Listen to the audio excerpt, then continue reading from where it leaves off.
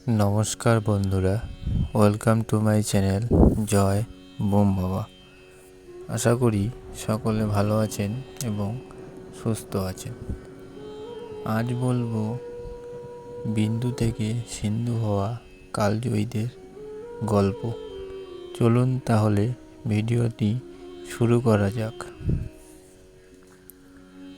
সফলতার গল্প মানুষকে স্বপ্ন দেখায়, সেজন্যই আমরা সবসময় সফল মানুষদের শুরুর দিকের গল্প শুনতে চাই। এর কারণ কি? এর কারণ হলো প্রায় সব বিখ্যাত সফল মানুষরাই নিজ কর্মক্ষেত্রের শুরুতে দুর্গম পথ পাড়ি দেন, পরবর্তীতে সাফল্যের স্বর্ণ শিখরে পৌঁছান। ফলে ওই কষ্ট পরিশ্রমের গল্প শুনতে আমাদের উৎসাহ জাগে, আমরা পাই অনুপ্রেরণা। আমাদের আজকের জীবনে জয়গানে আমরা এমন কিছু মানুষের কথা তুলে ধরব যারা জীবনের খুব ছোট অবস্থান থেকে নিজ প্রতিভা ও একাগ্রতার শক্তি বলে বড় হয়েছেন। আমাদের এই উপমহাদেশে একসময় কৃতদাস বা হাবশিদের শাসন ছিল, যাদের অনেকেই প্রথম জীবনে কৃতদাস হিসেবে মানবতর জীবনযাপন করেছেন। পরবর্তীকালে আপন যোগ্যতা বলে নিজেকে মেলে ধরতে সক্ষম হন। এদের মধ্যে সুলতান ইলতুৎমিশ ও কুতুবউদ্দিন আইবেক শাসক হিসেবে ইতিহাসে যথেষ্ট মর্যাদার অধিকারী। আমেরিকার প্রেসিডেন্ট আব্রাহাম লিঙ্কন প্রথম জীবনে ছিলেন কাঠুরিয়া। অসামান্য মেধা ও কর্তব্যপরায়ণতা তাকে আমেরিকার প্রেসিডেন্ট বলে উন্নীত করে। মার্কিনীদের মতে লিঙ্কন শুধু প্রেসিডেন্টই নন, এক আদর্শেরও নাম। আমেরিকার বহু প্রেসিডেন্ট দেশ শাসন করেছেন ও করবেন, কিন্তু তাদের কেউই লিঙ্কনকে কখনো অতিক্রম করতে পারবেন না। এ দেশেরই আরেক প্রেসিডেন্ট রুজভেল্ট ছিলেন পঙ্গু। দেশের অর্থনীতি যখন বিধ্বস্ত, সে অবস্থায় তিনি হাল ধরেন। দ্বিতীয় মহাযুদ্ধে মিত্রশক্তির পক্ষে আমেরিকার যোগদান যুদ্ধের মোড় ঘুরিয়ে দেয়।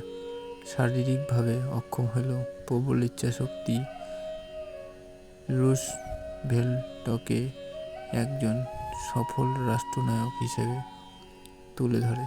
নয়া চীনের প্রতিষ্ঠাতা মাও সেতুং ছিলেন গরিব মুদি দোকানির ছেলে।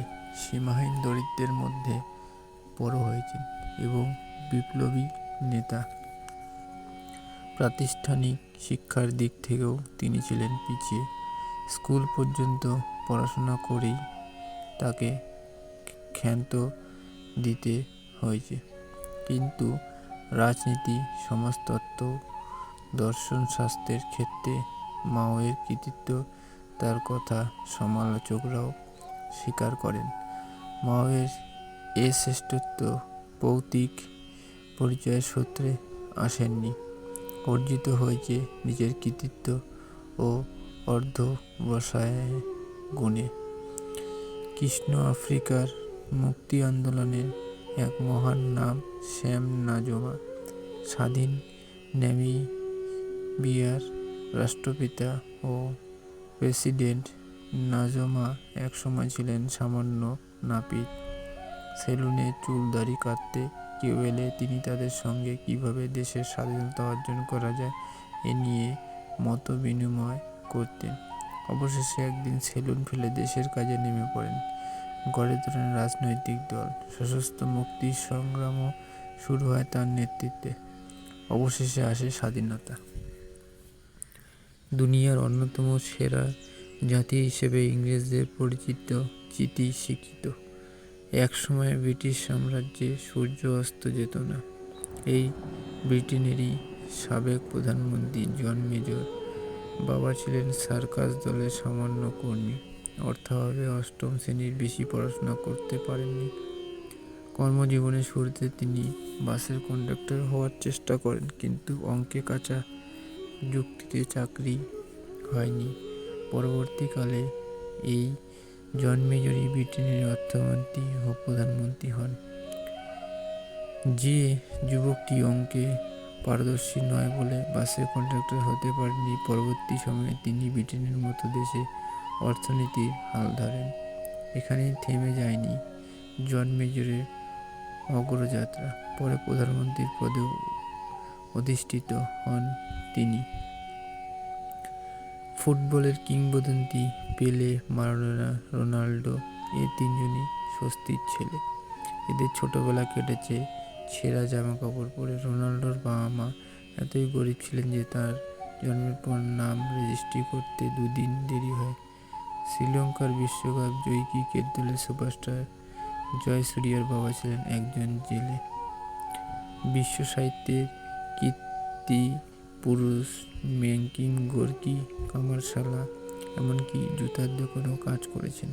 কিন্তু এ আভিজাত্যহীনতা আপন প্রতিভাকে তুলে ধরার ক্ষেত্রে অন্তরায় হয়ে দাঁড়ায়নি। দুনিয়ার দেশে দেশে গোর্কি সাহিত্য রসিকদের কাছে প্রাতঃস্মরণীয় নাম। তো বন্ধুরা, আজ তাহলে এতটুকুই।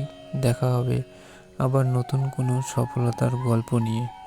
আজকের ভিডিওটি ভালো লাগলে অবশ্যই লাইক এবং শেয়ার করবেন এবং সাবস্ক্রাইব করে আমাদের পাশে থাকবেন। ধন্যবাদ।